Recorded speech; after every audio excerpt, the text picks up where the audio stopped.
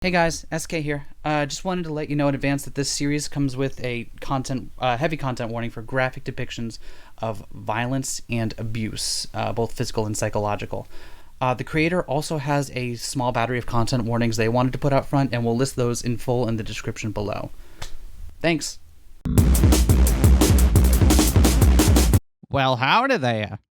We're back. What How could are y'all this doing be? on this? I don't know why I'm doing with this. I'm not carrying that through. I know. I hope you're all having a good day. It's been a hot minute since we've seen this warning screen. Yeah. The last time we saw this was when we played Soundless, which was almost 2 years ago at this point. And to celebrate the game's 5th anniversary, a re-release of the game, Soundless Final Verse, has just come out a couple weeks ago at the time of this recording. And that also came with a new story appended to the end of it, Nice. which is what we're going to play now because Soundless fucking rocks. Yeah. Can't wait to play the expanded edition of my favorite original English language visual novel. This is not a meme. Clip that. That I believe you. Really? That's high praise. I'm trying to think of any counterexamples off the top of my head, and I can't immediately. So Yeah, I can't either. wow. Okay, you heard it here first. I do want to start on the screen because this game comes with a bevy of content warnings. You can see them on the screen right here. It's worth looking through. I don't know how many of these will apply to the story we're playing. The special content that comes with the new version of the game, but all these did apply to the base game, so I assume they're fair play for the extra stuff as well. My favorite content warning is, quote, insects crawling wherever they please. Right. Furthermore, you shouldn't play the game if if you try to resist the electromagnetic radiation poisoning. Yeah, Yeah. I can't do that. I love that sound effect. Yeah. Already, I am in it to win it, baby.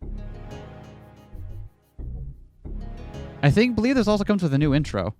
Let's see if it'll play out. Yeah. So this is new to this version as well. Oh, we got an intro. We got an intro movie. Hi, Mercy. Oh, we don't get to see much of Mercy's actual portrait in the game itself. But Hello, Alma. hello, Alma. And Delilah. I actually don't know how much all the characters from the main game are going to factor into the extra story here. Yeah. Given how much of the game do you remember? Very little, aside from things got very weird and bad for everybody very Right. quickly and So- then continued to. So, putting together a couple of threads here. Didn't everyone die or something? Yeah. Like The idea die? is that it's far future post-apocalyptic isolated community, right? Post-nuclear apocalypse. And the community is very insular and run by an effectively immortal head. Right. Nanomachine immortality. Right.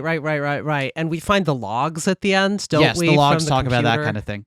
Okay. Um, It's all coming together. yeah, and yeah. So we'll see how much of that comes into play with adiaphoron, which is the name of the extra scenario. Now, if you've played, or if you get Final Verse, this version of the game, which you should, Do you so. absolutely should. I believe it's the only version of the game now available anyway. It'll ask you at the beginning. It'll go. It won't show here because I booted it up earlier just to check stuff. But it will ask you like a couple of accessibility questions before you start in, which is rad. And also, if you've played the game already, it'll unlock the after info. And then once you just click into that, you also get the bonus story as well. So you don't have to play through the base game again if you just want to get to the new stuff. What's the after info? Is that just the That's logs the and logs stuff? and stuff, Okay. yep. So, adiaphoron. Noun, an indifferent matter, philosophy. A matter that has no moral merit or demerit in Stoicism. Theological meaning, something neither forbidden nor commanded by Scripture under the Catholic Church. Like sneezing. Yes. Yeah, I guess sneezing is morally neutral. Depending on where and how you do it, though, it's very easy for sneezing not to be morally neutral. If, say, it's in the middle of a pandemic and you do it in a crowd without a mask Unlike on. Sneezing.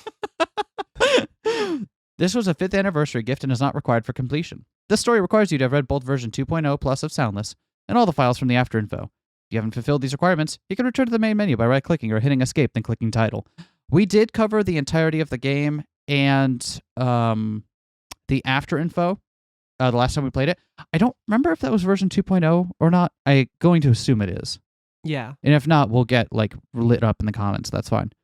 Warning. On top of Soundless's original warnings, Adiaphoron also comes with additional content warning for speculation concerning climate change and its impact on the Philippines, as well as explicit ableism.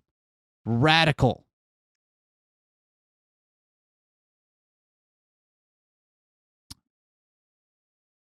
If my hand holds yours, what does your hand feel? If my eyes see you, then what do your eyes see? If my heart cries out, what does your heart say? If a hand falls in a hand forest, but no one's around to hear it, What does it sound like? I once read about something called Mary's Room. I'm already on board. I'm already on board. Thank you. Thank To you. be fair, I don't think Mary's Room is one of the ones that shows up on our visual novel bingo card. Yeah, that's why I'm already on board. Yeah, This one is not. It's still one that you encounter first year philosophy, right? Yeah. But it's one that you don't encounter unless you've done a little bit of the legwork. Yeah. Yeah. So that's neat. That's neat. Yeah. Props. It was a thought. We are uniquely qualified to judge visual novels based on the esoteric level of their philosophical references. Based on our thorough command of Check's notes, freshman year level philosophizing. We both have philosophy degrees. It was a thought experiment about a scientist named Mary who knew everything about red but had never actually seen the color. One day, she left her room to see red for the first time. What did she see? Were knowing of red and experiencing red two different things? I was too young to understand it was more than just a story, but it definitely made me think about what red itself was. Right, because the idea is that if you know everything there is to know about red but have not experienced it, do you learn anything upon experience it for the first time? Is there something inherent to the experience of seeing red that you cannot get by learning all about red? To me, the color red meant fruit. It was a tasty color, nothing more complicated than that. To you, however, when I posited the same question, you said, Blood. and only that, dismissing the rest of the conversation as ridiculous. I thought maybe you were just trying to gross me out, but when I later learned you had been hit so hard by Mom that you bit your inner lip open, I understood. Oh, this might be Nin or Alma. Mm-hmm. Depending on who's who, we might have to switch back, because I remember I was Alma when we played the first time and you were Nin. Yeah. The few times I tried to understand you, you were admittedly far and few between. This is probably Nin, actually. Because I don't remember if you recall how Nin described her sister, Alma. I don't. Yeah, but Alma was frequently described as manipulative, and I do remember that Alma was manipulative. I bet this is Nin narrating, and she's talking about Alma. Okay. So I'm gonna switch the narration over to you. All right, I'll take it away. All I had ever seen was my horrible sister who used me as a stepping stool, who had used other people as a stepping stool, who sometimes even used her own mother as a stepping stool. What were the people around you to you? Why did we have to suffer so you could stand so high above us? And then, one day, I realized something. We were all at the bottom, groveling, but at least we had each other. You stood on your throne powerful but alone. And so, I toppled it for your sake. I destroyed your kingdom for your sake. After I had completely annihilated it, I asked you what the moon hanging above us meant. To me, it meant a symbol of change. It was the first time we hung out together after a long period of avoidance, surrounded by the grassy knolls of Itbayat. You said, with the brightest smile on your face, Laughter. surely I thought that meant we finally saw eye to eye.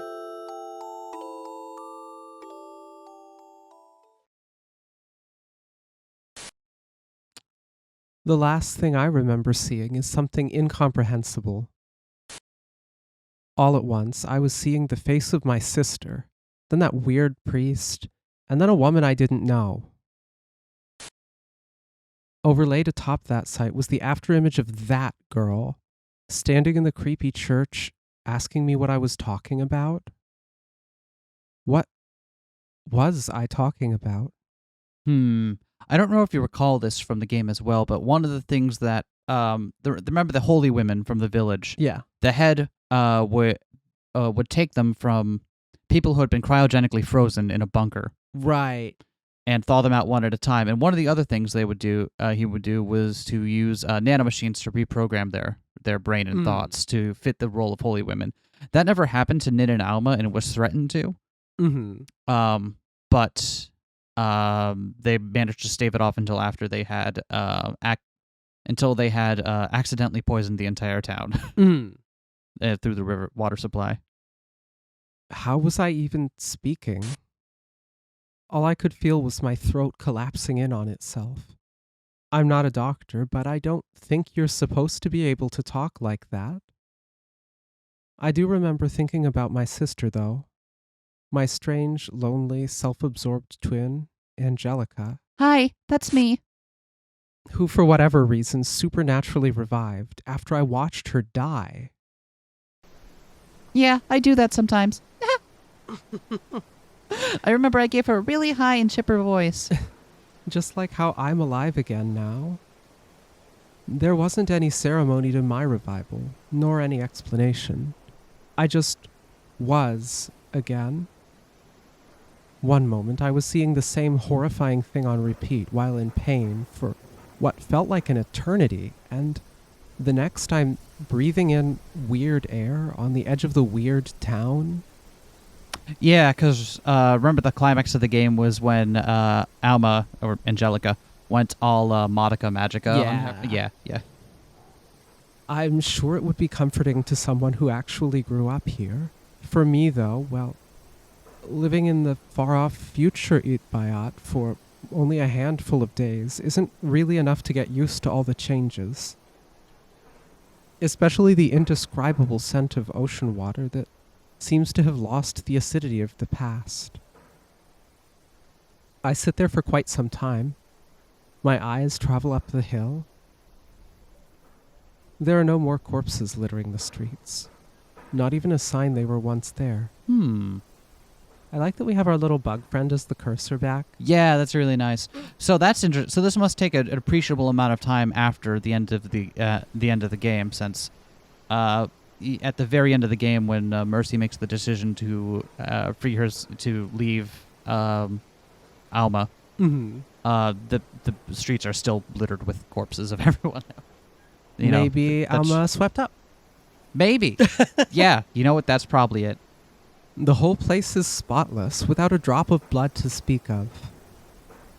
However, the church remains a pile of rubble, the same way it looked when it was destroyed, minus the massive shell of monster thing that once rammed through it. And the head, according to the logs, wound up dying and drowning locked in the bunker beneath. Because the bunker was breached and unable to go up where people would find him, he wound up drowning.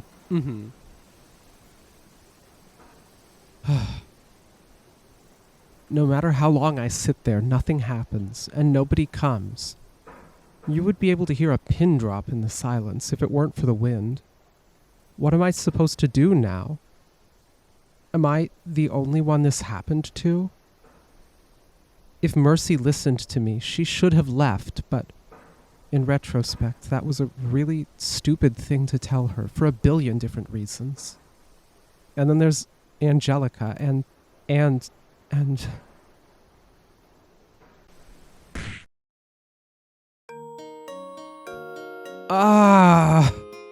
what am I supposed to do now, God? What's the point of this? I pull at my hair and thrash around on the ground like I'm possessed. I might as well be. Am I alive? Am I dead? Is this purgatory? Maybe this was purgatory all along, and the cryogenic freezing failed, or whatever they did to us actually killed us? I feel my torso. confirming it with touch isn't enough, I look down at the dress shirt the priest gave us too. In doing so, I notice something about a lock of my hair peeking out at me in the corner of my vision, and I gingerly pinch it between my fingers and bring it closer to my face. It's brown. Oh, hey, new portrait.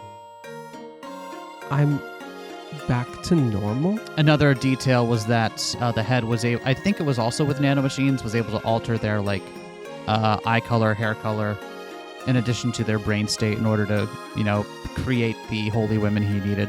Yep. So clearly whatever happened there is no longer in effect, which is strange. I leap up. I start bringing more and more of my hair forward, pulling it over my shoulders and taking in the appearance of each and every poorly chopped up lock. I'm back to normal. Yes, yes! The dirt underneath me kicks up every which way as I start to dance without a tune. If anyone saw me like this, it'd be horribly embarrassing, but for now, I really don't care. I start to bunch up my long hair on my shoulders and puff it up like some kind of bird showing off its plumes. No longer do my organs feel out of place. I can actually feel the sensation of cloth against skin throughout my entire body again. With a skip and a shout, I raise my arms to the clear sky, let my hair fly around in shimmering streams, and... Nina?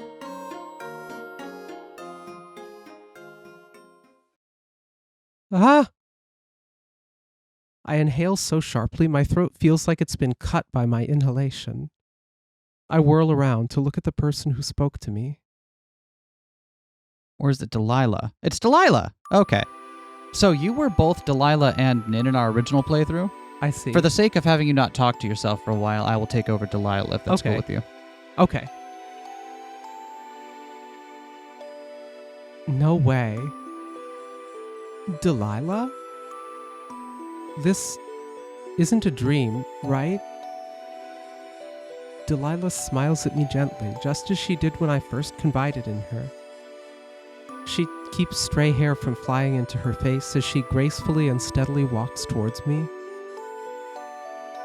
No, I'm just as surprised as you are. Welcome back to the world of the living, Nina. I stumble over to her. Now that my burst of adrenaline from my happy revelation is gone, it's suddenly difficult to walk. I manage to make it to her without falling over, though.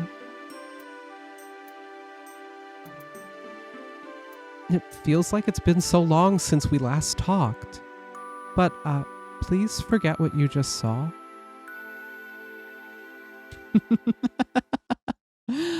I don't know what you mean. Delilah smiles cheekily. Good. Anyways, the last I saw of you, you had disappeared into the church. Did you survive the collapse?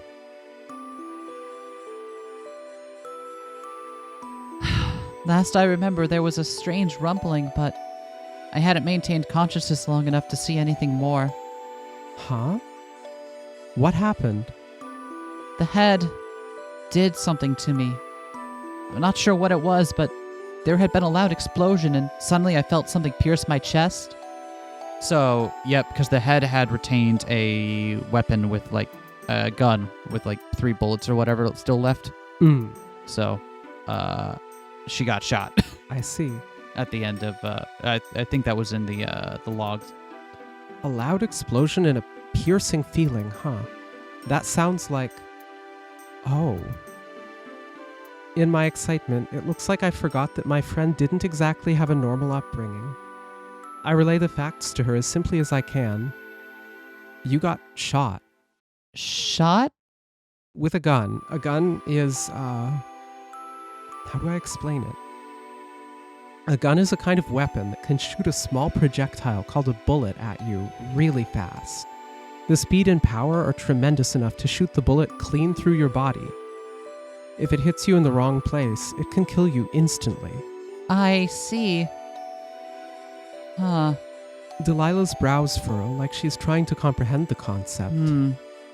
Frankly, I don't even know if there's any concept of any projectile weapon here.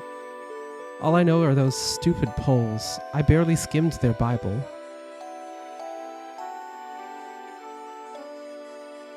Delilah smiles at me and changes the subject. We have a lot of catching up to do.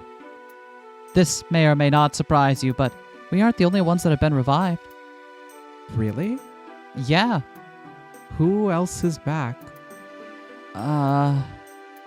Delilah? Faust is around here, too, somewhere. Ew.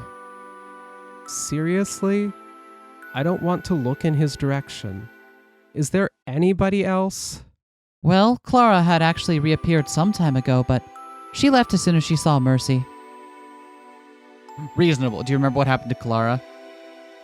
I forget, but I remember it was horrifying. Mercy, forced her in a trash compactor. Ah, Yeah. I see. Understandable that she would then turn tail. Yeah. Oh, yeah, that's right. Mercy should be alive, shouldn't she? I don't know how to feel. Not a single part of me really reacts when I hear her name. I don't bother to try and muster an emotion either. Maybe if this had happened as soon as I heard she killed my mom, I'd leave just like Clara, but way too many things happened for it to be so easy for me. I'm way too nice. Lucky Clara. Uh-huh. So Mercy's here. I guess she figured out that there's actually nowhere else to go. And I guess you did too. Yeah, so one of the things that's left unclear in the logs is, for a while there is, because there's a nuclear apocalypse. Mm-hmm. And for a while there is a nation state, that's taken residence. This said it was in the Philippines, right? Yep. Yeah. That's taken residence there. That is kind of a, that provides governmental aid and support to this colony, or to this community through the head. However, over the course of the time here, they also start to slip out of contact, Mm-hmm. and it's unclear why that is. If it's because that they have fallen somehow, or if they just have, cut off all contact with them for a different reason. Either way, they are thoroughly isolated with the tools they have. Yep. Sorry that I keep jumping in here, but No, it fills in the context. I don't remember all of it, and I'm sure our viewers don't either, unless they just went back and watched all of it. yeah, which unless you you're can, just coming from the rest of the playlist, which is probably available somewhere on the internet that you can find. nowhere to know. And or if you have simply played Soundless, which you can also find on the internet most likely. Link in the description. Nailed it. Delilah stares at me for a moment. Yeah, we figured something like that. That's a weird response. Did something happen? It's a little complicated. May I ask what you mean by there being nowhere else to go? That's even weirder. Well, this town is situated on a little island called Itbayat. There are only a couple other towns here. As far as I know, there aren't any boats to get out on either. So I would think you guys would try to find somewhere else to go, but only find ruins or the edges of the island. I guess we could try making some rafts, but that would be really dangerous, so I don't bring the idea up. There are way too many miles between Itbayat and Batan for non-Ivatan amateurs to dream of attempting anything.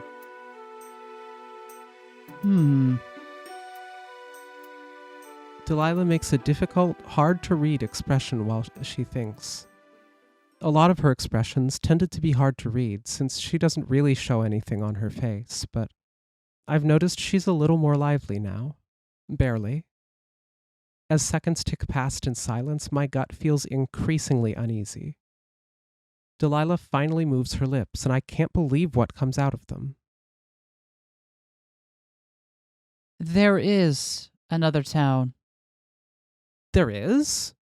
Yeah, however, the other town is just a copy. No matter where you go, you can only reach that town or this one. That's it. That's even fucking weirder. That's even weird because That's even weirder. that's a different level of. Because as far as we knew, there were no like weird simulation or otherworld shenanigans going on. Yeah. It was just on Earth at a certain point. But this seems strange. How? Because now, like when it's like rules of the world are starting to change, now you have to wonder like what else is going on now? Simulation theory, simulation theory, simulation theory. One of these games, it'll be right. One of these days, when I bring up SAO theory, it's gonna be right. I'm trying to remember if you brought it up in the certain game where it was right, which I haven't played yet, but which you liked and have told me to play. I don't know which one you're talking about, but I won't ask while we're in the middle of this. So. The wind rushes past my ears. I slowly crane my neck to look at the path that leads out of here. It goes so far out you can't see the end. It's just an endless, straight path. That doesn't make sense. What a stupid thing to say. Of course nothing makes sense right now, stupid girl called me. Well, so does the fact that all of them revived for seemingly no reason, right? So. Nanomachines. Nanomachines, son! That's the episode. That's the title of the episode. I'm surprised if we haven't already used that. Me too. In 2037, we had moved to Itbayat. We were used to constantly moving around Manila, but this was completely new. According to the captain of Railay Barangay, the Batanes had once been a sparsely populated yet solidly established province. It wasn't immune to colonization or Christianification, but it was isolated enough to retain a significant amount of its pre-Hispanic customs. People cared for the land they lived on, and it cared for them in return. Even in the earliest days of the worsening weather, traditions surrounding preparation for the typhoons that always buffeted the islands allowed for no deaths to come of storms. Time, however, was not as kind. The limestone that became important for building sturdy structures was getting more difficult to produce. The changes brought on by the rising temperatures threw off the rhythms and industries of the island. The younger generations looked to Metro Manila, and so many left. The tiny cluster of homes in Santa Rosa that we found ourselves a part of had only 16 people. There were only 2 older Ivatan women, their unmarried daughter, a nun, and a priest who had stayed at a brand new chapel, and a cattle herder. 4 of these 6 made up the entirety of the barangay council. The other 10 inhabitants were women from other provinces or even countries.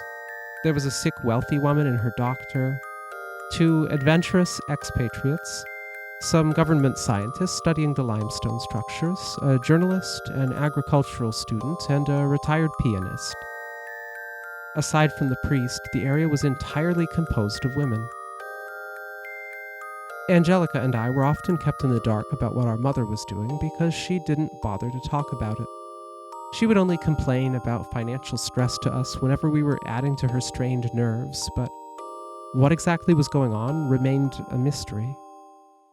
All I knew is that once upon a time, she was a member of the armed forces of the Philippines, and she injured her eye in a war while pregnant with us. Where did she get her money? We were cut off from our extended family. Angelica told me it was probably some kind of veterans compensation, but could that have really earned us the decent life we had? I finally started to get a picture of what it might have been when, during a conversation with one of the old Ivatan women, she had asked my mother why a family from Manila came to Itbayat. In response, my mother discreetly flashed a handgun underneath her coat and smiled. Just work. And then, she told us to run off elsewhere as she went to see an American man in a suit, overseeing the last bit of construction for a tiny nuclear shelter. Pieces fitting together. Yep. So that's why they were there, like where the shelter was in the first place. Yeah. When I glanced at Angelica after that exchange, Angelica just shrugged. Huh. The old woman only sighed and left. After that, more and more ex-military women flooded that little town. Women I later discovered were all old friends of my mother's. They would hang out with her and guffaw as they chatted it up with the shelter construction workers, much to the unease of the locals. And then, one night, Angelica came to me and whispered, Don't repeat this, but I think that Mom is spying on those Americans.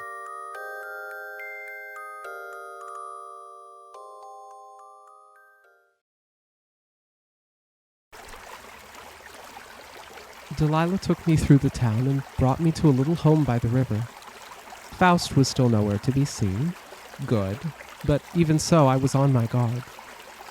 This is where Mercy and I have been staying. The building itself used to be the home she lived in as a child. The building itself used to be, so the inside's messed up. There she goes again with acting weird. Man, I hate it when people aren't upfront with me. Why does everyone do this? Am I just weird for wanting to be honest? Big fucking mood, right? If Angelica heard me think that, she'd probably say yes, because you have to be considerate of the other person or whatever. When we enter the home, I expect to see something really messed up. But all that's inside is a tiny little room that definitely doesn't fit the dimensions of the building it's in. Okay, so theory. Yeah? Going off of the Modica influence here. Yeah? And I guess Which realm? yeah, Witch Realm. I guess spoilers for Modica the movie, but it feels like maybe Which Monica the movie? yeah, the good one. Shots fired. It feels like maybe Alma has constructed this all together from what she remembers, and has brought back the people she remembers and tried to give them the best that she can. Maybe. I don't know. That's the closest I've got. Why are there two towns? And why are they exactly the same? Yeah. And why are they the only two places? Yeah. But I mean, that makes sense, right? That's kind of like what happens in Modica, where you try to leave the town and you can't because you just wind up back where you started. Right? Interesting theory. I should also clarify. We keep comparing it to Modica. The author explicitly listed as an inspiration in the credits of the last of the game. So I'm not just pulling that out of nowhere. I promise. It's a good fucking inspiration to have. Oh yeah. I guess in a way, that's also its own kind of weirdness. Sitting in the middle of the bed, hugging her knees, is Mercy. She's curled up so tight, I'd have assumed she was a contortionist if it couldn't be explained by how thin she's always been. Something odd catches my eye, and I glance to her left. What? Strange, two-dimensional looking things cover the left side of her body. There are little beetles with huge eyes on her shoulder, an inky-looking tree growing out of the bedsheets. The unnatural illusions remind me of the things that decimated the church and killed a bunch of people. It freaks me out. Oh, Mercy, I'm back. Just like you said, someone else came back. Look. Mercy sluggishly brings her head up. The fear that briefly seizes her face before she relaxes somewhat doesn't go unnoticed by me. I'm not Angelica, just her clone. Ease up. I know. She doesn't laugh like I expect her to. Sorry. Huh? She tilts her head. Why are you apologizing? Never mind. Either my joke was so unfunny that she couldn't recognize it was a joke, or she's not good at picking up on jokes. More empathy than I'm comfortable with washes through me at the thought of the latter. I quickly kill it off. Wow, Mercy is so much smaller than the... Wow. I never put that together from what we saw of the sprites in the last game. Mercy glances down at my neck and scrutinizes it carefully. So, you're really alive again, Nin. We both stare at each other like we don't know what to do. The discomfort in the air is palpable. I decide I might as well speak up first because something's bothering me. I love the way it does the cut-in portraits for their expressions in like the little line art. It's so it's cool. so good. It's such a nice touch. Yeah. My name is Nina, not Nin. Don't call me by the weird white guy's name anymore. Oh, I'm sorry. Nina. She cutely tests my name on her tongue. Not cutely, it wasn't cute. I didn't say that. Shut up. That goes for Alma, too. She hated that name. Use Angelica.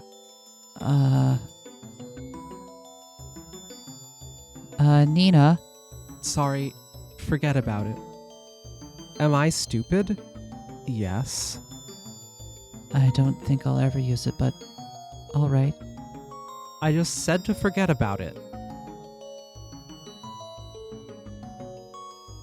The much more socially adjusted Delilah steps in to mediate between us with a diplomatic smile. Now that you're here, Nina, we should try to get you up to speed. Right, Mercy? Mercy nods so weakly I wouldn't have noticed if I wasn't staring right at her. I already told Nina about what's outside of here. Do you want to explain what happened to you? Okay. Mercy finally quits hugging her knees and scoots to the edge of the bed. After a moment of hesitation, she pats it. Delilah joins her in sitting, albeit on the other side. I look around for somewhere else to sit, but there's nothing. It's just the bed.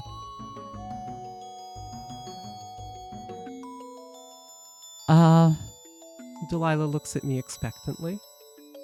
You seriously want me to sit next to her? Ah, I guess it makes sense since I'm the one getting things explained to me.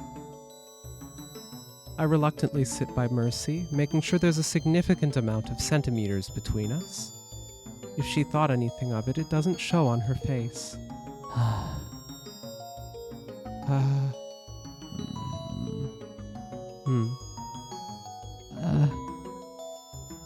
We waste our time staring at each other and making odd noises. To tell a story, you have to start by speaking. Nina. Sorry. Okay. Mercy takes a deep breath, then looks away from me. It must be hard to look at my face. I scoot away a bit more and hope that she doesn't take it the wrong way in her delicate little head. Thank you. Huh? Delilah watches us quietly. For what you told me. If you hadn't said that to me, I don't think I would have gotten it.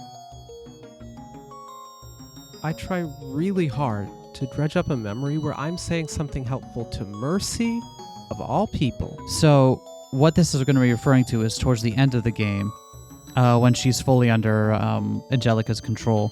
Mm-hmm.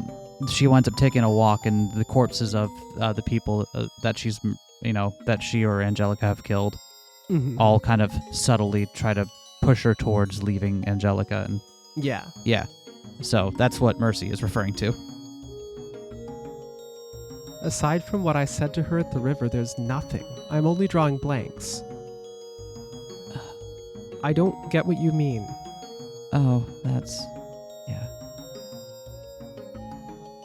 Mercy fidgets. Fidget. Now I feel bad, even though I didn't do anything wrong. Watching her is like watching a small dog try and fail to leap up somewhere tall. You don't remember, huh?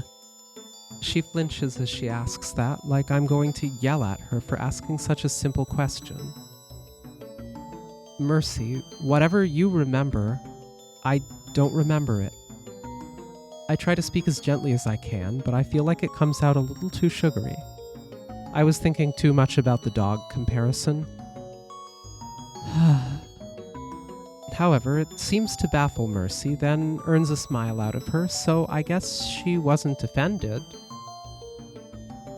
Okay then, I'll explain everything. Starting from when you...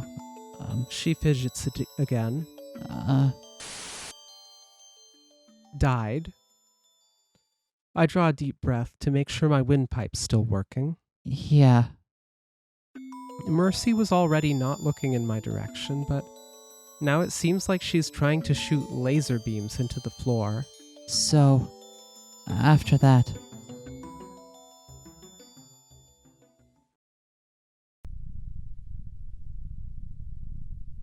Mercy tells her story. As she's wrapping up, the lighting in the room has changed slightly. To my relief, despite the weird situation, it seems the sun is still moving. Time is passing the same way I remember. Therefore, this is probably the real world. She describes to me things she calls trials, but to me, it's whatever hell I was in. Time didn't pass there. It was always day in the weird church. All I did was wander back and forth, scratching my neck, thinking about Angelica. I'm amazed she managed to get something useful out of my muttering. so then, after all those things happened with Angelica, I walked down the path. I kept walking and walking, but nothing really changed for a while. Eventually, I came across another town on a hill, and I thought it was somewhere new, but then I realized it was just the town right after the church collapsed. I was so scared to go in, but then Delilah showed up, and just like you, she couldn't remember the trials at first, but then she remembered, and now we're here. People just pop up one after another. I feel it. I can sense where they are so long as they stay in the town. Mercy wiggles her toes as she stares at them silently. That's it. So this is the duplicate town? That If there is a duplicate town? Yeah, this would appear to be the second one, because it sounds like she went to the second town, left Angelica, and now is just wherever. Stayed there. Does Mercy have nanomachines? I don't recall if she does. I don't recall if there's anything in the logs that would suggest that she does. Because if she secretly did, that could explain this. Like, oh, walks out of the town, walks a long way into the middle of nowhere, dies, gets nanomachines, revives, creating an entire town in the process and causing people to start pop up. I suspect nanomachines are going to be a part of how this is happening here. I try to sort it out in my head. Maybe it's Mercy that's reconstructing everything. It would make sense. Yeah, that would make sense. 1, something supernatural is going on. 2, that something is controlled by Mercy, who doesn't seem to realize she's in control. Yep. 3, in order to break the loop Delilah mentioned, we probably have to teach her how to control it. At least that's how things go in fictional stories like this. Man, more time loop stories. What is it about us and those who live in loops? You know what? I'm not even going to pretend I'm not just a huge, unabashed fan of the genre. I don't know the first thing about controlling supernatural powers outside of novels and television, though. If Mercy is a newbie Esper protag, then Delilah and I are just the side character spirits she channeled and put into new bodies, subconsciously, twice, somehow. I plunge myself deep into thought, searching for a solution. Aha, I've got it. If I'm just a side character, then I have to give her another revelation that will lead her to the truth. I start cooking up a cool line to dispense. I'm sorry. Mercy's sudden apology breaks me out of my concentration. I blink. Why? Telling you everything must have upset you a lot. Huh? What is she talking about? I feel fine.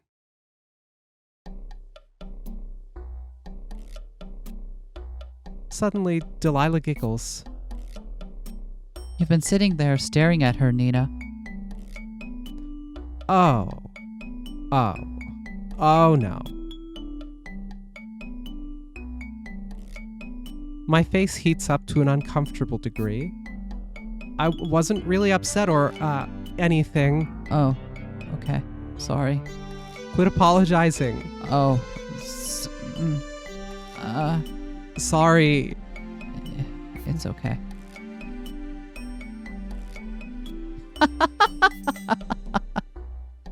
Delilah gives up on trying to hold in her laughter and just lets it all out, facing away from us. It's not funny. It really is, though. I try to imagine what the cotton of Mercy's bed sheets might taste like if I were to bite into them and start ripping them up from embarrassment. Which is a totally normal thing to imagine that I imagine all the time. Anyways. Delilah quickly muffles herself and pretends that she wasn't giggling at us a moment ago. She's pursing her lips like she's trying to hide her mouth by sucking it all in. Mercy looks at us, confused. I face towards her and instead of a witty one-liner, blurt out what comes to mind. This is definitely your doing. Mercy frowns, looking like she's about to say the S word again. No, wrong. That's not what I meant. I mean, like, it's your power. You're the one controlling everything. Me? Yeah. Out of the corner of my eye, I see Delilah's head move, but I don't think anything of it and continue. If you just focus, you should probably be able to break down the illusion that there are two towns. And then we can all finally go wherever we want. Not really, but the small island thing can wait until after. Mercy stares at me. Under her unmoved gaze, I suddenly start to feel like I just said something really stupid. The curse is, everywhere. Not just here. Mercy raises a fingertip and, as if on cue, one of the creepy beetles from the family on her shoulder flies over and lands on the tippy top of her nail. I can control the poison inside of me, but not everything that's already leaked out. I'm sorry. My eyes go wide. You still think you're cursed? Mercy jolts at my outburst. Regret stings me as I try to dial my volume down. I look to Delilah. Did you not tell her about her disorder?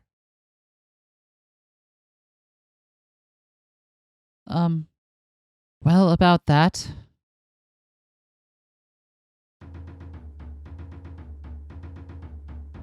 I don't have an illness. Mercy, who I've only ever seen behave with uncertainty in everything, suddenly speaks so firmly I'm shocked she's the same person. I don't have an illness. She's glaring at me when I look back. You do, though. You see things because your brain doesn't work right. It's just a made-up illusion. There's no curse or anything. That was stuff made up by the old creep controlling the town. Even if he took advantage of the situation, I'm not sick. Stop saying that I'm sick. Oh my god. I've heard of schizophrenic patients being difficult, but I never thought I'd be at the tail end of it. If it were me, I'd be relieved to know that the things I'm seeing aren't real. If you acknowledge that it's an illness, you'll have an easier time managing it. Back in my time, there were special medications that made everything disappear. I don't want to stop seeing it. How am I supposed to track it if I can't see it? Even if you had these medicines, I don't want them. The more I try to convince her, the angrier she looks. I don't get it. I seriously don't get it. Wouldn't you want to get better? You wouldn't be making anything better. It's like we're a broken record.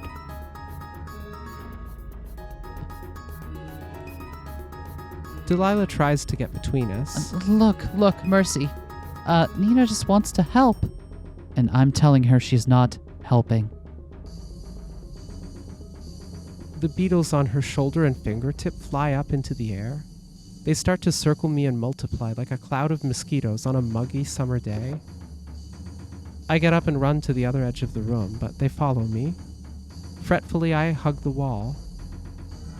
This is my reality, and it's never going away. Even if you tell me what I alone used to see was all fake, then why was I seeing it? You shouldn't be able to see fake things. It's all real to me. It's all real. The swarm surrounding me completely engulfs my body, my vision going dark. They crawl all over me, running up and down my skin with their little legs. Don't pretend you can't see it too now.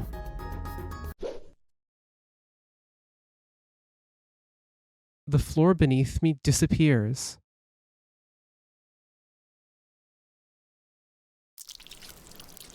The next thing I know, I'm lying face down on the dirt, right where I started. The bugs are gone, but I can still feel the sensation of them on me. Ah. I shudder, then sit myself up. Well, that was a complete failure. I really messed up. I should have stopped when she started getting mad, but I just kept going. I sigh loudly for a long time, trying to get all the air out of my lungs before taking in a full breath again.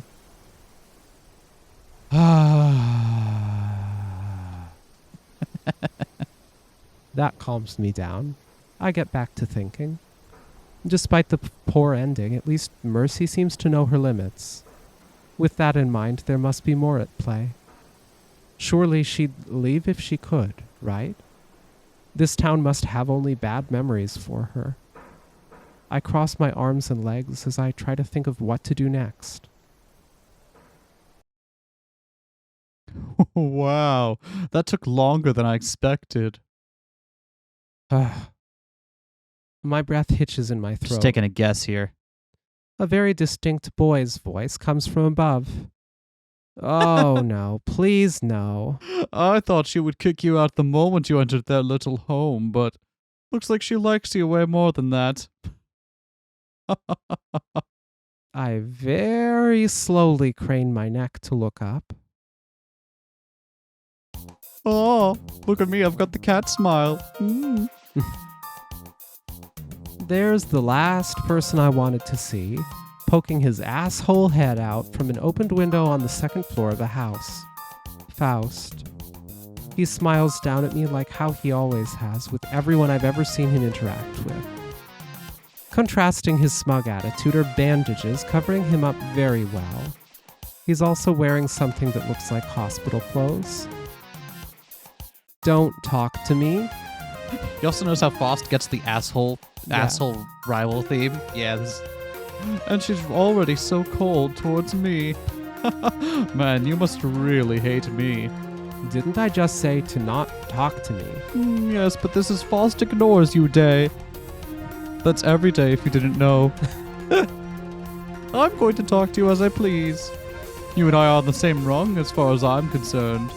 The same rung. Mm-hmm. He swings one leg over the windowsill.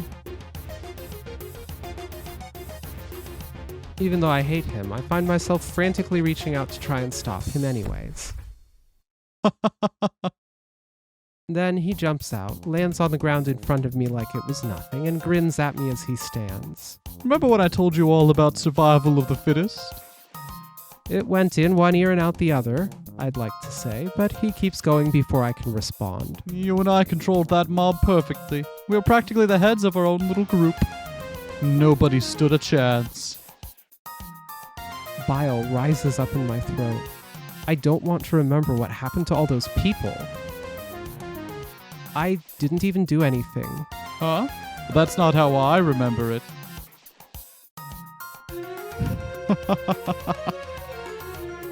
Faust takes 2 steps forward, getting in my face. I immediately take 6 steps back. My favorite part was when you rammed a pole right through some moron's stomach as he charged at you. Shut up, I was defending myself. Whatever you say, I know you have talent. Faust gestures further up the hill. But, Mercy, she's got way more talent. More than the two of us combined and then some. She's all the way at the top. Her and your sister, of course. My heart suddenly leaps. That's right, Angelica. Where is Angelica? Mercy said she became a papery creature and was heavily injured, but she never said anything about her dying. Where is my sister? Faust glances away and whistles.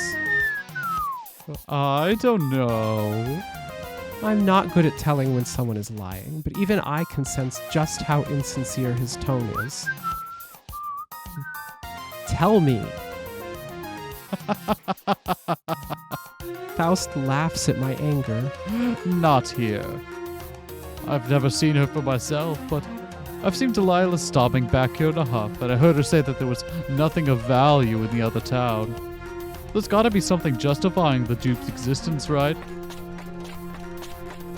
Something that pisses off the puppy following Mercy around enough to make her look like a steaming pot.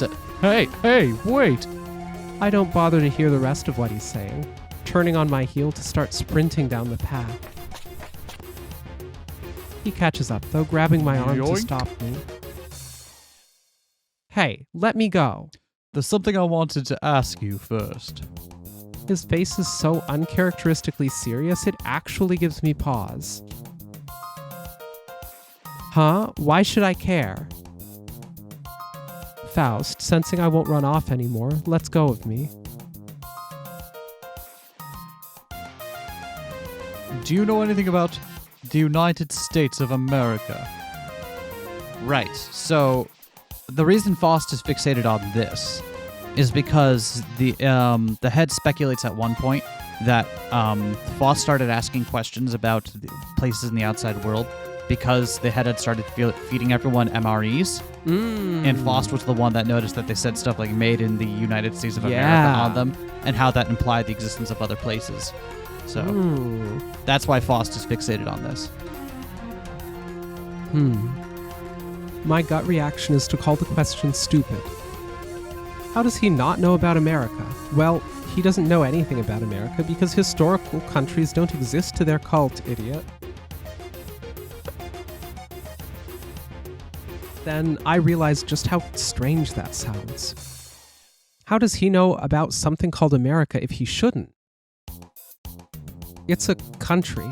Yeah, I know that. He does? What I don't get is what a country even is. Where did you hear about America? It was on our food bags. The head priest suddenly came to the school personally one day and lectured us all about it. I don't believe a word of shit that spews from his mouth, though. Told us all about how America was split in half between two parties just like God, but lack of mediators is what destroyed it. I try very hard to decipher what the old creep meant by that, then figure it's probably just random stuff he came up with and give up. According to the logs, it was just random stuff he came up with just to try to cover up for it, because he realized too late that he had fucked up. That didn't happen. Thought so. Then what is this country? I can tell from the name it's a bunch of United States belonging to someone named America, am I right? I stare at him, then turn to leave. I don't have time to give you a history lesson. I have to go see my sister. My theme hasn't stopped playing yet. Wait! This time he doesn't chase after me, and I don't stop for him. Man, imagine if America did belong to Amerigo Vespucci. No, actually, that would probably suck still, wouldn't it? He was just still around, sitting on his golden throne. Yep. God. The walk to the other town is as long as Mercy made it sound. Back when this place was normal, and the cult town was just a little huddle of houses in a barangay with no river, this path would have eventually led to the town in San Rafael. Emphasis on eventually. Going by foot was a stupid idea. But no matter where I look, the area surrounding me just looks the same. The thought of going off the path to see if anything changes freaks me out. I feel like I'd get trapped in level Antichrist of the back rooms. I can reference this because I'm from the past, when that meme existed. Is that... Oh, wait, is that like literally the back? I don't know anything about the back rooms. As in the meme, the back rooms probably still existed during Angelica's time. Yeah, okay, because I believe that it was implied that they went into cryostasis a little bit after around 2036 or so. Yeah, So- I'd be willing to believe that it'd be a vintage meme that yeah, was around yeah, by then something you still. could. Yeah, okay. The sun is starting to get lower and lower. Any lower and I'll be walking out here in the dark. Just before I start freaking out, I see a speck in the distance. As I come closer, it grows into a familiar shape. It's the town. Unlike the one I woke up in, the church is still standing. I spot something moving around the bottom of the hill. Squinting, I spy a head of orange hair. Clara? I walk a bit faster. Clara stops and looks at me as soon as I show up. I think you were Clara, Yeah, if I think recall so. correctly. Her gaze is filled with irritation, like I'm unpleasant just to look at. Only a single eye is staring at me, the other is hidden under bandages, of which she's got stuck to or wrapped around her haphazardly. Just like Faust, she's wearing some kind of hospital gown. Hi? Hi? To be honest, I really want to talk to her. It would be nice to get to know someone who also doesn't really care for mercy.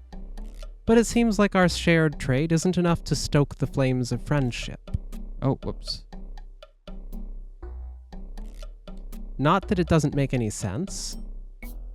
After all, I kinda got a bunch of people to start getting violent back then, and she was thrown into the crossfire. And then into the trash compactor. That was beyond stupid of me.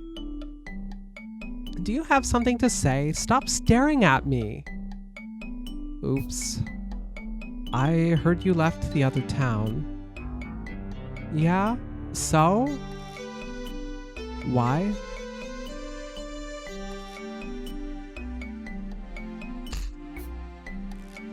Clara kicks up a dirt clod. Why wouldn't I? Mercy is there. I don't want to see her. She put me in a trash compactor. Why should I bother going near her? I think she revived you, though. That makes it fine, right? If you uncompact them after. Yeah, and I mean, also Claire's also forgetting the sheer level of emotional trauma and physical trauma she's put Mercy through up until that point, right? I'm not saying Mercy's right to put her in the trash compactor. I'm saying that it didn't come out of nowhere. I only said that as a presumed fact, but it seems Clara took it the wrong way because she just gets angrier. Seriously? Someone tells you I got thrown in a trash compactor by someone, and you go, oh, but they brought you back, so why does it matter? You're seriously dumb. Oh my god. That's not what I mean. Then what else is it supposed to mean? What's so great about Mercy? Why does everyone like her so much? Even that jerk Faust keeps going on and on about how she's at the top of the food chain now. You know what he called me? A worm. She must have also been hassled on her way out of town. Yeah, I can see Faust doing that. Even though Clara's yelling at me like I'm her enemy, my heart swells with joy at her rants. She gets it. But I agree with you. Mercy isn't that great. She's done bad things too. She killed my mom. Your mom? Now you're just lying. Huh. I don't know what you're trying to do, Holy Maiden, but I don't want anything to do with it. Clara starts to dawdle off to the school. Geez, every single one of you is so stupid. I'm so blindsided by the turn in our conversation that I don't even ask her to stop. I simply stand there and watch her disappear through the entrance. At that moment, I remember that Delilah never told Clara anything and probably continued to not tell her anything. I'm an idiot. With Clara gone, I no longer have anything to keep me from confronting the inevitable. After gathering myself, I start heading up the hill. The sunset dyes every house like they're covered in blood. Shadows loom closer to me until I'm bathed in purple. Every step I don't see her, I feel another pang of fear tack onto my heart. It's not safe for her to be alone here. I can't guarantee she's okay if she's been alone all this time. I have to make sure that she's fine. I'll never forgive myself if she isn't fine. I'll never forgive Mercy if she isn't fine. I see someone leave the church.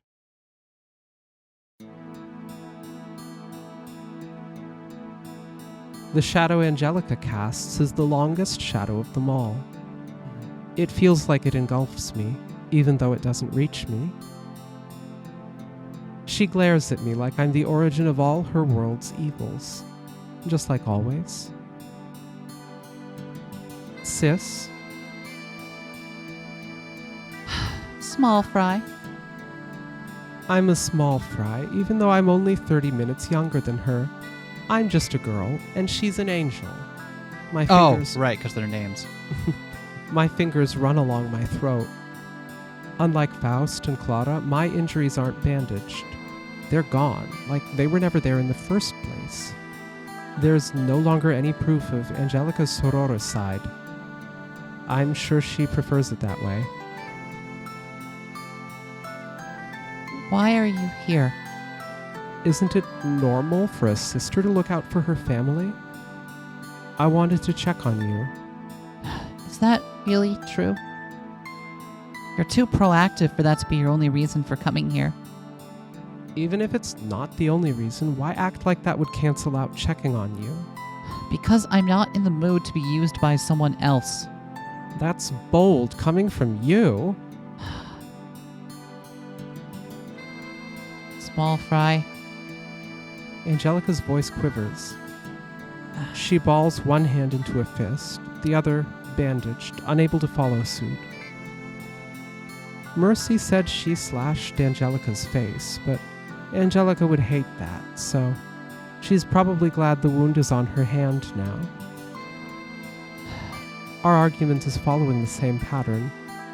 I try to do something sensible, Angelica reacts in a frustrating way, I get angry at her, and then the argument keeps escalating and escalating until we're finally interrupted by the only person who can stop us, but that person isn't here right now. You're such a manipulative lowlife. I can't stand it. Quit projecting. Oh? So you think I'm a lowlife? So much for familial love. I'm not saying you're a lowlife, I'm saying you're manipulative. I'm not. You're claiming that you're innocent, even now? I heard it all. You hurt Mercy. That wasn't me. That was some freakish supernatural accident. I didn't want to do any of that. Maybe the story was a little exaggerated because Mercy wasn't in her right mind either, but it won't stop. It just keeps going. Are we just going to stand here screaming at each other until all the oxygen in the world runs out? I don't want that. I want it to be over already. Help me, Mom.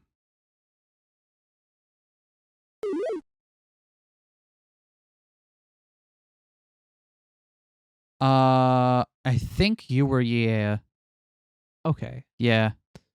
I don't remember at all what kind of voice I gave her, so we'll just roll with it. What are you two doing? Don't argue like that in public. Wait until you're home. A familiar, harsh voice shuts us both up instantly.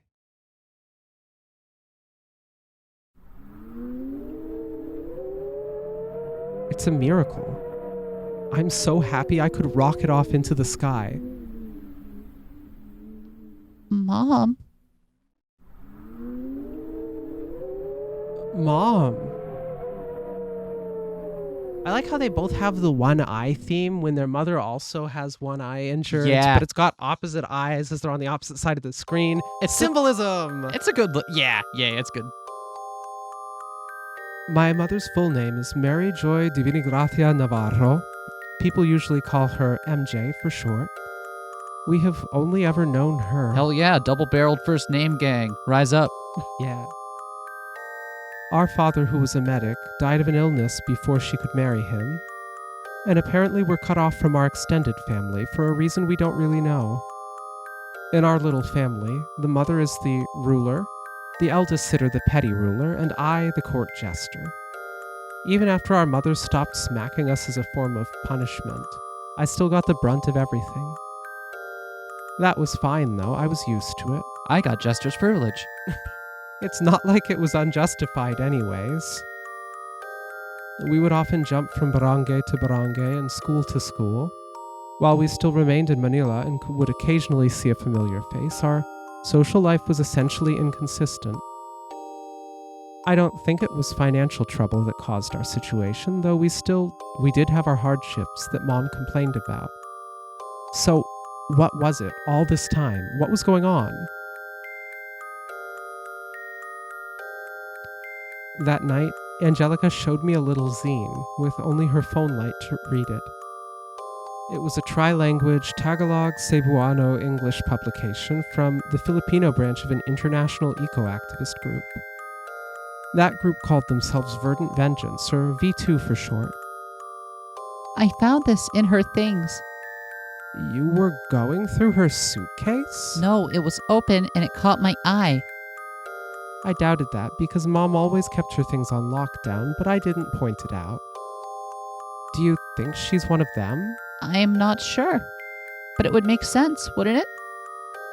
V2 used all sorts of methods to achieve their goals, from reformist ones to revolutionary ones. Those who leaned more revolutionary tended to get targets painted on their backs. It would have explained the constant need to move around. But what about the money? Lots of people who do this tend to live in poverty. That's why I said I'm not sure, stupid. Maybe she's a hitman. Maybe she gets hired to do things by all sorts of people. But it's weird to me. She has this pamphlet, but she told me her job here has something to do with people building the shelters on Itbayat. Don't you know? V2 doesn't like Deveratech. A lot of people don't like Deveratech. I'm talking about V2 specifically because she has this thing. Angelica shook the zine for emphasis. I didn't mean to say they're not connected. You don't have to remind people about what they already know. It's included in the context of the conversation. Sorry. Anyways. Angelica turned off her phone light at last. I was getting worried because her battery life looked low, and the scheduled power down times on the island got tighter every month. Whatever Mom is doing, at least we have some idea now. Don't know how she kept it a secret for this long. It was probably because we had our own problems to deal with, so we couldn't pay much attention until now, is what I wanted to say, but I didn't, and let Angelica keep going. I'm pissed off that she lied. Doesn't she care about us? This is such a risky thing to do. I guess.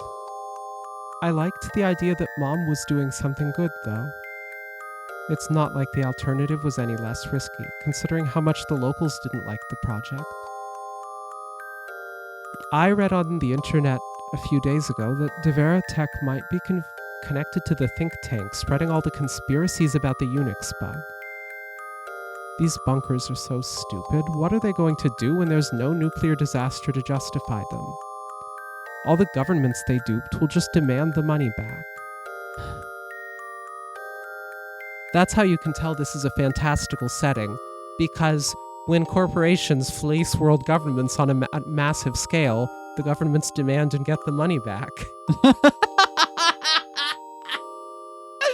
Oh, you're right. Remember, it's not theft as long as you go big enough.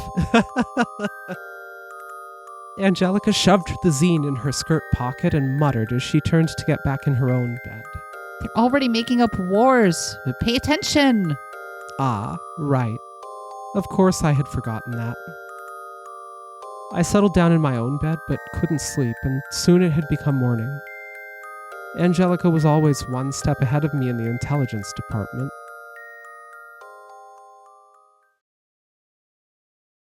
Not much time had passed after that.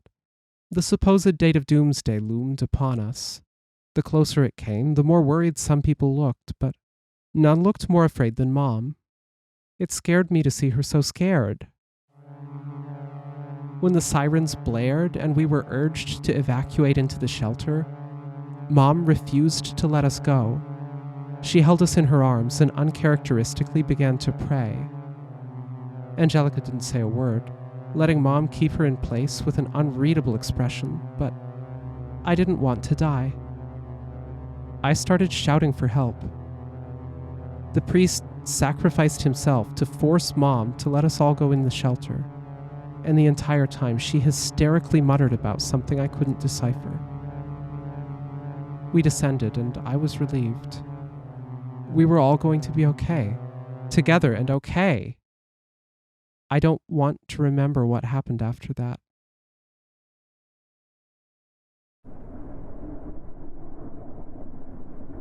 We stood there staring at each other for quite some time.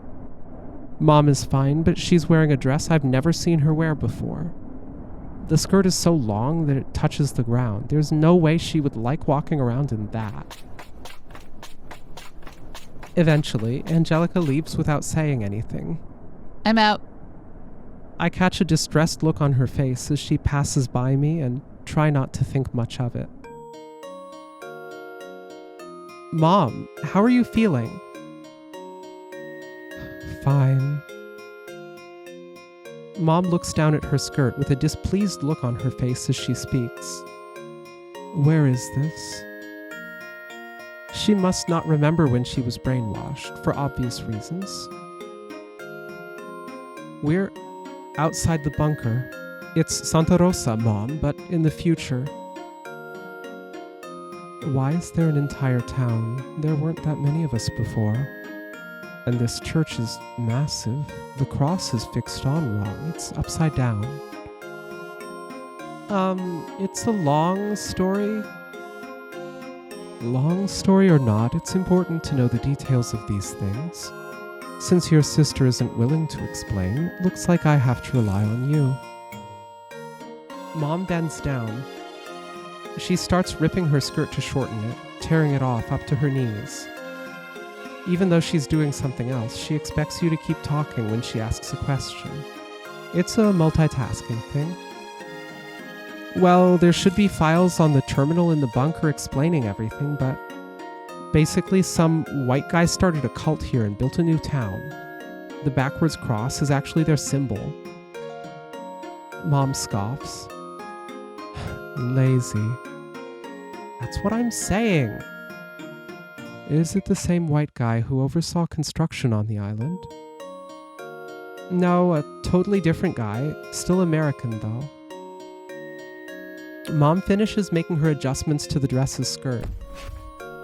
She folds up the fabric, presumably to save it, then realizes she doesn't really have anywhere to put it and just throws it on the ground. Put that in the church for me, somewhere safe. It hasn't stopped being useful. Okay. I do what she asks immediately, even though I don't want to see the inside of that church. I rush in and toss it on a pew with my eyes partially covered by my fingers, only peeking out just enough to not trip. I seriously think if I see it in full again, I'm going to be sick. Mercy was right to destroy it. Once I come back out, Mom is no longer standing where she once was. I spot her heading out into the field beyond the church. Whoa, whoa! I start running to catch up with her. She glances back at me. What? Where are you going, Mom? To the bunker. You said there was more information on the terminal. Don't you remember? It had to be built over here for geographical reasons. I remember, but... Oh, wow, I got the voices switched. Don't you remember? It had to be built over here for geographical reasons. I remember, but I don't want you to fall into the back rooms. What? The spaces between reality, the glitches in the simulation. The backrooms aren't real. Don't be stupid. But, Nina... I shut my mouth for now. I'll explain it when she's not so laser-focused. I just hope my hesitation doesn't result in us falling somewhere dangerous. Things are shaped a little differently. The incline isn't as steep as before.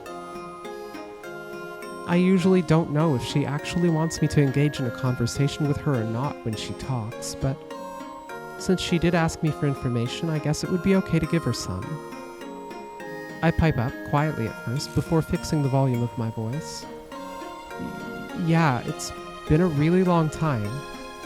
The reservoir they built in Santa Rosa developed a river. It cuts the cult town in half. Oh, and they were drugging it.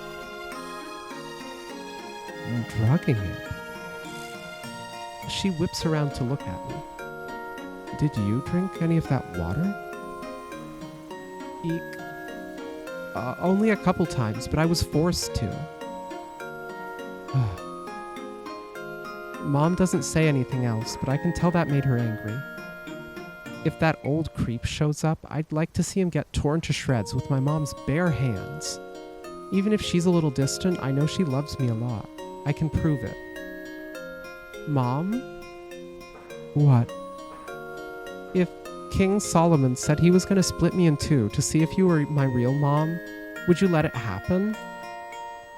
Mom scoffs. You and your sister are already split in two. That's not an answer. I'm probably not going to get a real one, so I just stay silent the rest of the walk. We do actually end up finding the bunker. Not the little entrance built under the church, but the real one we entered in 2038. Its sign and the little antenna that was next to it are nowhere to be found, probably rusted and then blown away by a typhoon. At first glance, it looks like a helipad, but instead of a huge H, there's just a single seam to indicate there's a closed bulkhead. It's not very big. It was just large enough to fit about 40 people standing in a cluster, and only 30-some went down. From here we took an elevator, but its control panel isn't here. It must be because the elevator has descended, and I don't think we can call it up.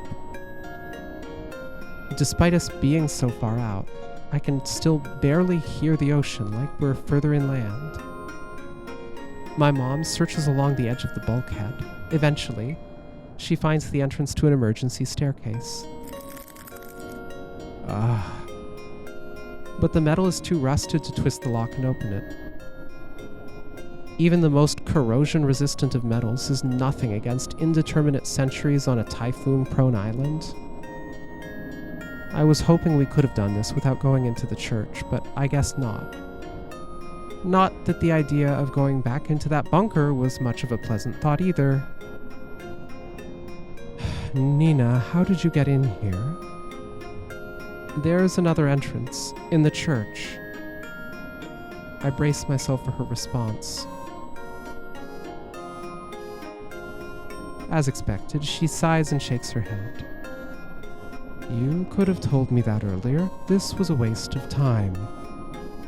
What would you have done if it had to do with food and you were keeping all the secrets in your head while we starved? Lady, you cut your daughter off while she was trying to talk to you. I don't know what you expected. Sorry. Speaking of starvation, I haven't felt a single hunger pain yet. Am I alive or dead or what? Make up your mind. The sun's last rays finally die out as we make our way back to the church. At least this way it'll be difficult to see the inside of it. We enter, cautiously walking down the aisle. Where is the entrance? It's hidden by the altar, under a little door. You have to push aside a big flower pot and a rug. Mom says nothing as she makes her way up to the altar as quickly as possible, then shoves aside objects with ease. She's so unsubtly tearing up the place that I would be terrified if there was someone to catch us doing this. I'm only a little anxious, though. It merely reminds me of her rage cleaning. As soon as she finds the entrance, she opens it up, feels around inside, then descends down the ladder. I follow. I'm gonna warn you right now, Mom, that these stairs go down for a while. Not surprising, the bunker is below sea level. Building this must have taken a long time. Yeah. The old creep must have really planned ahead. I always found it kind of weird that he knew so much about how this place operated and could even use the terminal. Maybe it's because he had all the years in the world to figure it out, if what their little Bible said about the head being immortal was true. There were so many entries that I could barely scratch the surface when we were getting the hideout supplies. Yeah, so the head was indeed... He had some kind of immortality drug, or the nanomachines, right? Some one of that things. The catch was that it was... He stopped being able to remember stuff properly, which is why the logs became so important. Right. Yep. Which led to him drinking the water that one time when he explicitly told himself he never should. Yep. When we finally reach the bottom of the stairs, my mother inspects the writing on the walls, then looks at the point where the stairwell wall and the bunker hallway connect. These are made of two different metals. They're soldered together haphazardly. When I follow her gaze, I see exactly what she's talking about. I didn't notice that. Is it even possible to add on to a bunker once the structure is already underground? Like I said, it's not like it was a ridiculously huge bunker, but it wasn't anything to sniff at either. If they tried to make an opening from within and go out, they would have probably been buried alive. They would have had to get accurate maps of the construction and everything. That man really did know way too much about what was happening here. We make our way to the back entrance of the main room where all the pods are. The hallway we were just in seems to have lost its function, but it was something like a utility closet and ration deep freezer, as well as where all the energy-related stuff is. When you go through the main room and to its front, you can go through a door to find the elevator. Speaking of energy, I think it's important to bring up that one of the other things that kept the town here from continually falling out of sync with the world around it was that the outside world seemed to have been moving towards using a different energy source called flugelite, if you recall that from the... And so things running on electricity and batteries just stopped being a thing that were produced. I start to head in, walking past the upturned operating table. It's difficult to make my way through without any lights, but it can't be helped. They were all shattered after all. I press the button to open the door to the entrance, but it only opens a little. I peek through the crack and only see darkness. When I take a whiff, it's predictably musty and gross smelling. We didn't take the experimentation lying down. After they had finished messing us up, we messed them and their things up right back.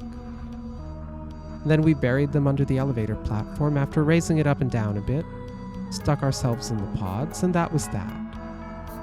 In retrospect, it was a pretty gruesome thing to do, but Mom and her friends were too pissed off to care. I can't muster any sympathy myself. Even with my body back to normal, I'm never going to forget what happened to me. I try to pry the door open. Nina, come here. Coming. I would have liked to make sure the elevator was ready for use next time, so we don't have to go through the church again, but it looks like Mom has other plans. She motions for me to come over by the terminal, which she's already powered on. Mom sits down at the chair. Don't go where I can't see you. Okay. I'm 15 years old, though. I sit down, but that leaves me bored, so I decide to occupy myself by flipping through binders of documents I found on a bookshelf. It's all just dry bunker resident profiles. There's stuff about the scientists and Deveritech staff who were here too, but I couldn't care less. Hey, Mom. What? She sounds a little irritated, but I need to ask this. What are you trying to do? I thought it was obvious. I'm learning about this place. I'm pushing my luck, but what are you gonna do when you learn enough?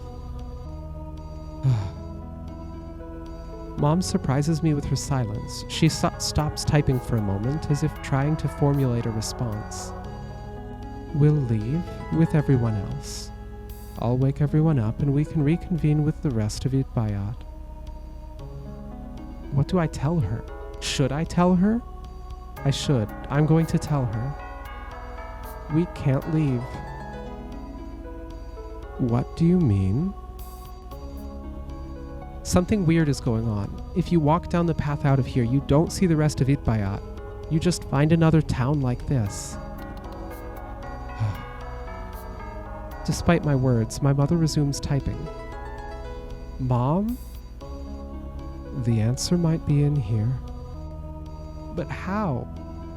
Nina, let me work. I don't reply. If my mom wants to do something, then you should let my mom do it. I wonder if she's just in denial of the whole situation. She's going to quickly discover that the road to normalcy might not even exist. After all, even the island itself has changed throughout all these years. What would be the point in trying to bring back what we had? Why would my mom think like this? After all, she's the one who had the least visible trouble with moving from place to place. If anything, the one who had the most issues was me.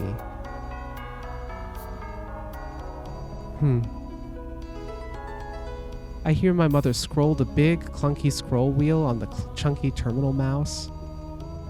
Not a big, very clunky one. Do I have a clunky? Is the one on this one clunkier? Let me try that. Hold on, I'm doing some Foley work here. Ready? Yeah. Nope. That's not clunky at all. That's not clunky at all. Oh, what just happened? And it just backed us up, which is... Uh-oh. I guess we gotta click return real quick. Maybe I shouldn't have used that Okay, cool. All right, that's what I get for trying to do. We have a good clunky wheel on our old mouse, but that one sucked, so... So, the person who put in all these entries reset the date. And it was also reset after the Unix bug error. The last known date was February 12th, 2037, upon the manual reset. So we were underground for 2,037 years until he found us? That can't be right. There was a 100-year countdown on the display above our pods. I look up to confirm that I saw it. In the darkness, I can just barely see that my pod has the number 0 burned into it. Maybe they're the same reset. It was called the year 2038 problem for a reason, Nina. Yeah, I knew that. I wasn't thinking. I wouldn't be surprised if these terminals have something weird going on with how they compute time. The bug fix could have been faulty, or a new problem might have shown itself while we were in stasis. For now, I'm going to assume that any measurements of time can't be trusted. Or maybe I just refuse to believe that this is Earth that far in the future. A long stretch of time passes as Mom continues to carefully go through the entries. She occasionally discovers weird things, like a monarchy apparently taking over the Philippines and some kind of new energy source. Yeah, so she's reading the logs that we read at the end of the playthrough last time. The thought of things being that different makes me uneasy, so I try not to think about it. In the meantime, I go through more and more of the documents. If my mother is hell-bent on waking everyone up, then I might as well see if there's any pod operation information in here. So they haven't checked, because if they did, they'd realize that there's everyone else. Well, actually, no, I guess we don't know if that still carries over or not. Because they said there was, barely 30-some-odd people in there. Yeah. Her name was the one that began with a Y, so there are at least 24 people before her. Yeah. That were woken up. And then the 3 of them. So I doubt there might not be anyone else left. It would be silly to try and mess with the pods without checking a manual. Mom makes a low hum. I crane my neck to try and see what she's reading. Thankfully, the font is just big enough and she's scrolling just slow enough, too. It's an audio transcription of the creep trying to brainwash my mother, but she refuses to let it happen. Because of us. As soon as I finish reading, Mom clicks away. I can't help but grin giddily as I get back to what I'm doing. Bastard. The giddiness only lasts for about 5 minutes. When I hear Mom mutter under her breath, I turn to look and see her brows knit in anger. Mom? Reviving them from stasis might not work. That bastard worked them to death and then threw their corpses in the pods. They're still dead. My mother slams her fist down on the desk. I flinch. I'm not shocked that she's angry. Some of these people were her friends. She had invited them to Itbayat personally. They were a close-knit group because they survived getting stranded during the war. I didn't hear that from her. I had to hear it from one of those friends. But if everyone is dead, then what about her? She's back now, just like the rest of us, even though she wasn't killed when the town went crazy. There has to be a way to bring everyone back with this supernatural method, or maybe the people on this earth know a way. I stand up. Mom isn't paying attention, her face buried in her hands. She looks miserable. I've never seen her look so devastated before. I quietly tiptoe out of the room and into the hall. To my shock, I bump into Angelica. Hey, watch where you're going, twerp. Careful where you're... I cover her mouth, and predictably she flails in frustration. Shh, Mom will get upset if she finds out I'm leaving. Angelica relents. I take my hand off her mouth. Can you pretend to be me for a bit? Are you serious? We haven't been able to do anything like that for years, ever since you messed up cutting your hair. It's not like you have anything better to do. Besides, it's too hard for her to see your hair in the dark in there. Just ruffle it up a bunch. To my surprise, Angelica doesn't kick up any more of a fuss. I was expecting to have to bolt out of the place. She simply walks in, correctly guesses I was sitting in front of the binders scattered along the floor, and doesn't say a word. I start heading up the stairs. I'll figure this out for you, Mom. I'll make you proud. I know Mercy has something to do with the answer. I'll go back to town, apologize, and make sure everything ends well for all of us.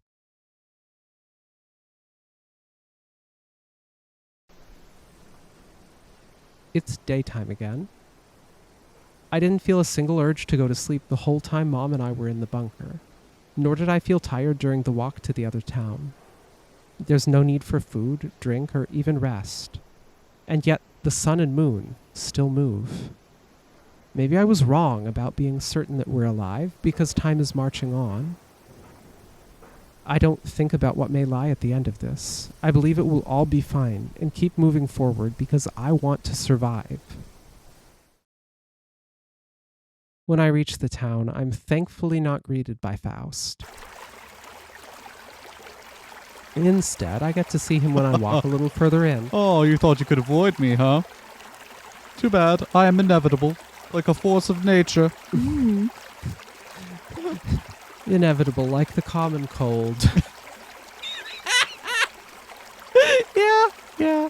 Instead, I get to see him when I walk a little further in. Standing before him are Mercy and Delilah. I quickly duck behind a wall so I'm not seen. Well, Mercy already knows. Why are you still here? Go away. Leave me alone. I don't like you. Mercy's voice is cold again. Hey, I've been keeping my distance lately. You're the one who's playing tag with me. Can you blame her? You're the source of a lot of her grief. She doesn't want you near her at all. She doesn't even want to be in the same town as you. Why are you so stubborn?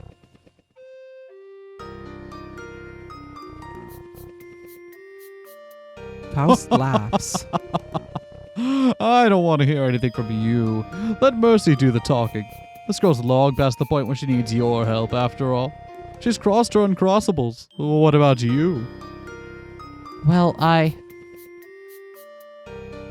Delilah, it's okay. Mercy. There we go. Mercy glares at Faust. She quietly raises her arms in the air. Like before, beetles swarm and multiply around her until they make a giant cloud. This swarm's 10 times bigger than the one she used on me. It blots out the sun. Faust actually steps back, his smug smile faltering. Go away. Mercy throws her arms down like she's tossing a ball. The swarm lands right on top of Faust and swallows him up. Oh, so much for the tolerant left. It slowly dissipates to reveal that he's disappeared.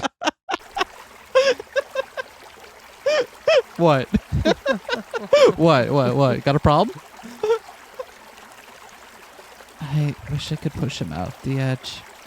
I'm trying to figure out how. Delilah walks up to Mercy and places a comforting hand on her shoulder. I know. Let's get back to our walk, okay? Delilah and Mercy leave. I come back out and glance toward the bottom of the hill. The swarm reappears in front of the school and deposits Faust right in front of the entrance. Ugh. Merely having his presence in her jurisdiction causes Mercy trouble, huh? I can't use mere words to apologize to her after what I did. She revived me, then I went and made her mad. What a way to thank someone. The best way to make it up to her is to get rid of a problem for her. With some disgust that I stuff down for the sake of the mission, I make my way over to Faust. Hello, problem. Oh, everything's just turning up Faust today, isn't it? He sluggishly gets up and rubs his head. You pronounced my name wrong. It's Faust, not problem. Oh. Hey. His head shoots up. He looks genuinely exhausted. What, you came back? Faust stands up, putting a smirk back on his face. Yeah, that's right. Put on my theme again. Did your sister make you jump ship, or was it Clara being a little pissant? Either way, if you stick around here, you're just going to become another victim in a game of tag. That's what you think. Didn't you want to know about America? I can tell you now. Seriously? Excitement flashes through Faust's eyes. Yeah, seriously. I can tell you everything you want to know.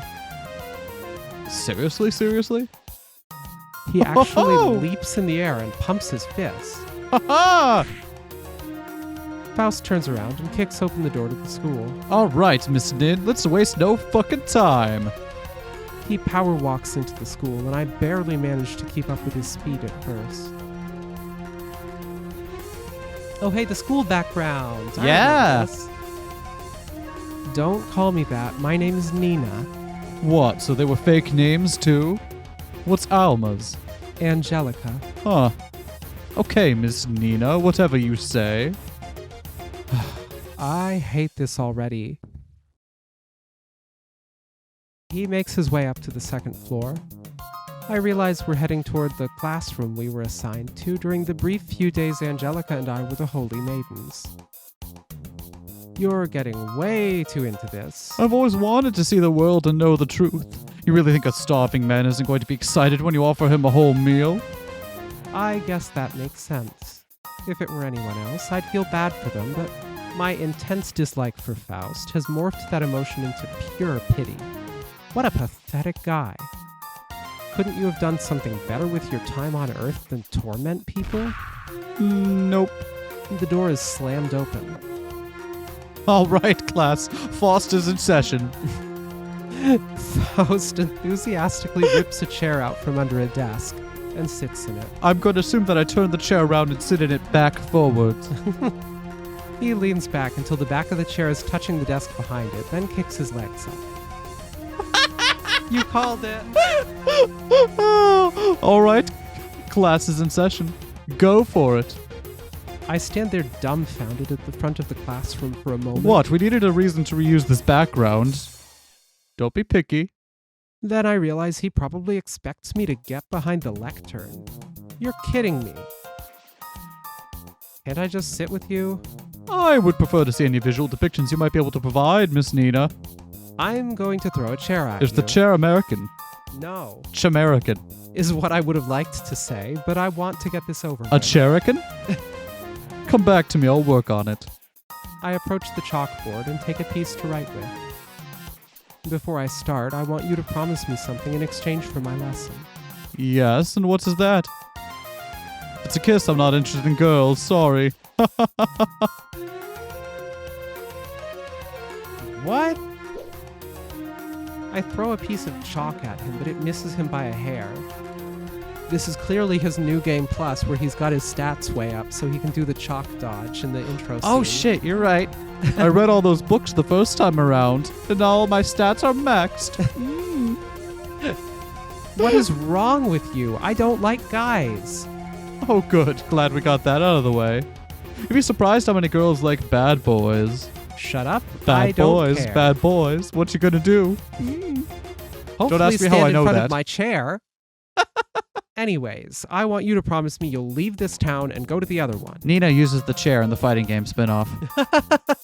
Aww. Faust smirks. Sorry, am I interrupting a rendezvous with Delilah with my existence? What? No, it's just obvious to me that you're annoying everybody here, so what's the point in staying? Faust opens his mouth. And if you argue with me on this, I'm walking out the door. I was going to say I agree to your terms, ma'am. You do? He nods. I said we're equals, but now I'm starting to get it. I hate to admit it, but you're a little higher on the food chain. You know things I want to know for whatever reason, and I don't think your sister's going to spill if I ask. You've got more power from that alone. Okay. This guy has issues. Many! Well, if the deal is sealed, then I'll start the lesson. I turn back around and get a different piece of chalk. The tip of the chalk hovers over the board as I think. What did America look like again? It's big. Come to think of it, I can't even remember the specific shapes the Philippine makes. I just recall the islands being arranged in a certain pattern. Yeah, it's like when I think about like the map of America, right? It's less that I remember. Like I remember like the broad strokes of the border only from having done it so many times. But when I think about it, the first thing that comes to mind is like almost like a map, a node, a graph, a collection of points connecting all the different places of it, rather than the actual borders. I just remember Texas is the big part, California's the other big part on the other side, Florida's the little hangy dick. Alaska and Hawaii are the parts that go in the different box so that they can fit it on the same map. Yeah, that's about right. If I had my phone, I could bring up a map and then I could draw what I see, and life is hard without a search engine. I start drawing what I think America looks like. Close That's not enough. bad. This doesn't look right. I mean, you forgot about Michigan and the Great Lakes, but aside from that, it's fine. The only part I'm proud of is Florida, the only state I remember because it's appropriately shaped like a gun. I turn around and show Faust my shame. This is America. So America's a blob, I got it. Oh, right. He doesn't even know what a country is. No, these are its borders. America is a country, which is a place where people live on land that's divided up into different governments. It's called the United States of America because it's all split up more into states, which is like different administrative regions. Wow, that was actually a good explanation, I think. Uh-huh. Faust seems to be struggling. And just who is America? I don't know. That's just what it's called. So America herself doesn't make the food, huh? What food? The bags of food that you cook. The military rations you mentioned? Those were produced in the United States, yeah? And what's a military? Please kill me again. I slam my hands on the lectern. Look, there's so much I have to explain to you, it would take up our entire lives and then some. I'm not joking. At first, Faust appears doubtful, then smug, and then realization dawns on him and he's floored. He lied that much. Yeah, he did. The world is so much bigger than you could ever imagine. That is it a lie that we're on a planet called Earth, and that it's made up of layers? That's not a lie. So a town really named Fada. Technically, yeah, but that's not what I know this place as. What is this place to you, then? I erase the map of America and start drawing something else. Sus. I'm not going to say it. I wasn't going to say it. You said it. You said it. We clicked out of the window, I think. Oh, my bad. We're on an island called Itbayat in a spot around the circle up here. Itbayat is a part of the Bataan province, which is a province of the country called the Philippines. Now that the subjects become more familiar, Faust seems more alert. And what is an island? A tiny landmass surrounded by an ocean. And an ocean is? A huge body of water. This town is strategically placed in a way that you guys can't seem to ever see the ocean. But you can hear it, and you can smell it. What you guys think is just the wind is also the hum of the ocean. Oh, yeah. I erase the giant Itbayat and then draw an actual map of the Philippines as I go along. It's not perfect, and I can't remember all the positions and shapes of every single island. And the further south I go, the more I forget, but it's passable. I tell him about Manila and how the government hierarchy works. His questions slowly shift to things like whether or not everybody believes in God, if they all have their own rituals, and if there's anywhere else like Fada in the Philippines. As our conversation continues, a dark cloud settles over my heart, and eventually I stop speaking. Are there any, jeepneys anymore? Hey? I press my head against the chalkboard and slowly slide down. Tears cloud my vision. Probably because it just occurred to her that this is all that probably at least hundreds, if not thousands of years in the past. Yep. I picture my mother holding our hands and singing us a familiar song. I hate this. I want everything to go back to normal, but normal is never coming back to Earth, ever again. I don't even know if anyone else on Itbayat is still here. They probably all migrated elsewhere, or they're all stuck in their stasis pods like we were. I try and fail to stem my tears by wiping them away, but they won't stop. Faust comes up behind me, but doesn't say or do anything else. At some point, I hear him leave the room. And when I finish crying and go into the hallway, he's no longer inside the school. When I go outside, the sun is setting and Faust is nowhere to be seen. My heart tells me that he kept his word and left.